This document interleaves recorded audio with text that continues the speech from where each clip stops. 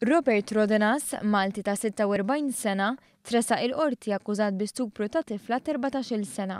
Fil-waqt li wieġeb mhux ħati għall-akkużi miġjuba kontrih u nżamm arrestat wara li l-qorti ċaħdet it-talba l-ħelsien mill-arrest.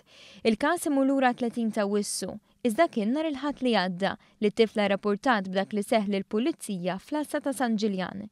Jirriżulta li t-tifla ltaqet ma' raġel fuq Facebook wara li l-akkużat kien jaf lil ħabibta. Spiċċaw jikkomunikaw permezz tal-internet wara ċertu żmien jitkellmu ma rrettajx miegħu. Kien hawn li allegat li dan stupra.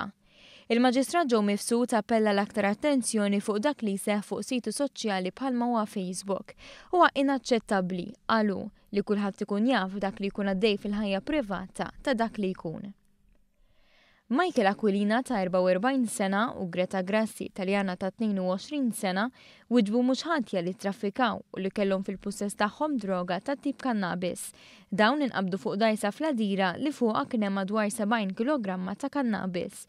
L-Ispettur Frank Antoni Tabone li mexxa l-prosekuzzjoni qal li dawn it-tnejn huma parti minn ċirku ta' droga u li l-investigazzjonijiet għadhom għaddejjin biex ikompli jitkisser dan iċ-ċirku.